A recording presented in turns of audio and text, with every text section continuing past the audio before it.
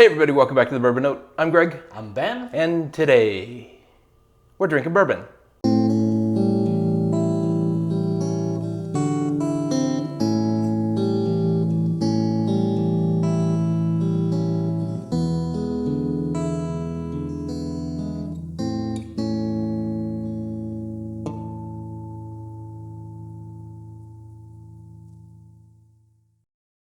All right, Ben, what's on the bar today? We have got Bam. This is a sample from non-bike riding Dave Vogelsang. You know, he's also not from Sacramento. He is not from Sacramento. This is John J. Bowman's single barrel.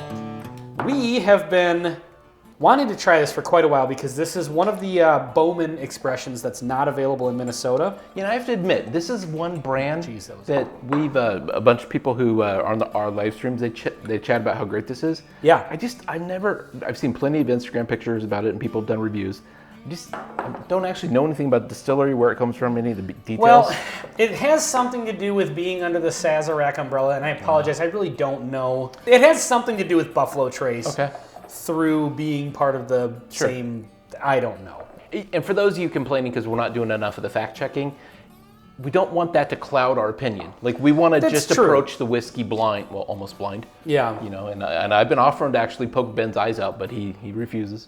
You know, not yet. If we ever, are really struggling for content, maybe. That's right, that will be a riveting episode. This has a fantastic nose on it. I'm getting a nice, really well-balanced brown sugar. Not a lot else. We think it's 100 proof? It is 100 proof, that's what it said, yeah. Okay. I'm getting the brown sugar. Yep.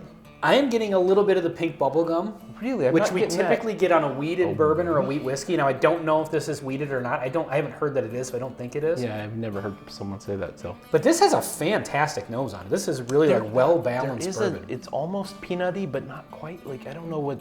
Yeah, it's just sunflowery, like sunflower seed, not sunflowers and the flower.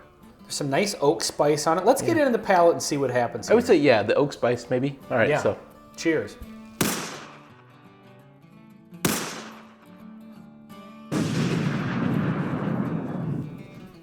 Barrel char, really nice. It's dry and astringent a little bit. Yeah. But it's got a barrel char. It is dry. I'm getting that for sure. You're saying barrel char, and I'm with you on that. Mm-hmm. I'm actually getting not just the char, but the actual oak. I think I agree with you. A little bit of vanilla is sneaking in there too. Yeah. Even more so than on the nose. Mm-hmm. Let me get one more sip here. This is my first sip of bourbon for the day. Well, it is 8 in the morning. So, yeah. I'm kidding. It's late afternoon on Friday.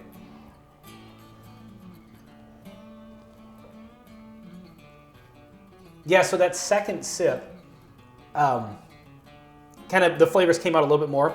The only reason I say this is because the first one, sometimes your first sip of bourbon, I feel like it can go one of two ways. Either it is like more bold because it's your first sip, or sometimes it falls a little bit flat. Because that's to fight with everything else that you've eaten recently. Yeah, exactly. Yeah. So, yeah, this has a really nice flavor to it. I feel like the only thing that maybe is a slight drawback is on those two sips, I feel like this drink's a little closer to the 90 proof range. And I don't know if you're having that same experience. So I'm getting a burn, but I think it's more wood char as opposed to just ethanol.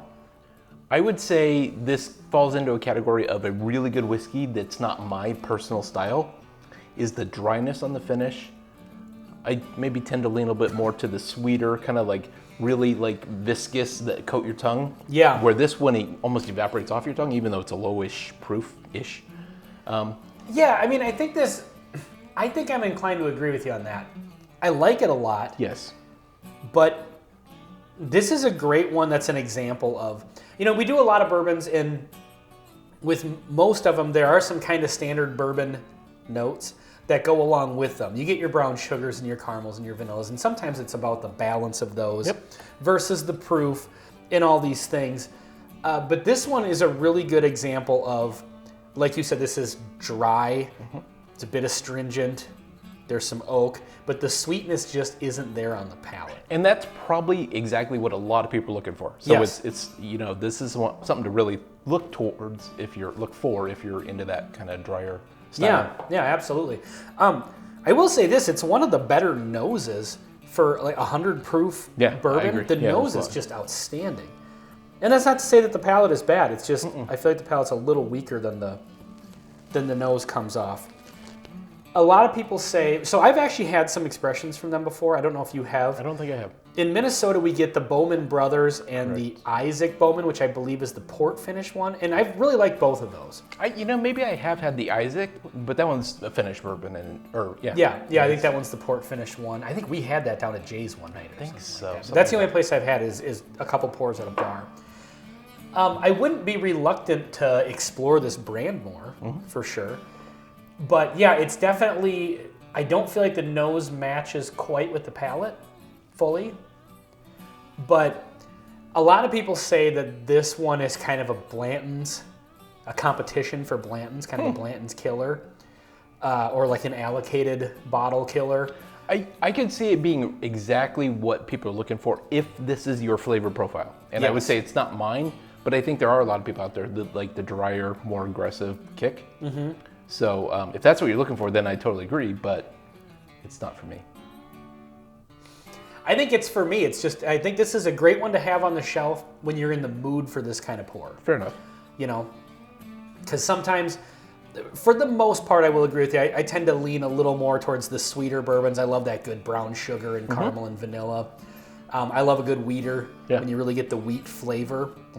But this is definitely one that, you know, sometimes you just want to shake things up with a random pour some night and just kind of have something different. And I wouldn't say it's different in the sense that it's like a Scotch super or unique, like or it's something completely different. It's still within the lane of bourbon. It just, it's just missing some of that sweetness on the palate. Now it is a single barrel, so they're going to vary a bit. But yeah, I mean, it's definitely good. I definitely like it. Totally agree. But I feel like it drinks slightly under its proof. And yeah, like we said, it's if you're into the more of the oak profile, a little more of the astringent, dry, this is definitely going to be for you. Totally agree. All right, well, this has been John J. Bowman's Single Barrel on the Bourbon Note. Thank you, non-bike riding Dave Vogelsang, for the sample. Thanks. You gotta say who you are. Oh yeah, I'm Ben. I'm Greg. Until next time. See you next time. I thought he screwed that up.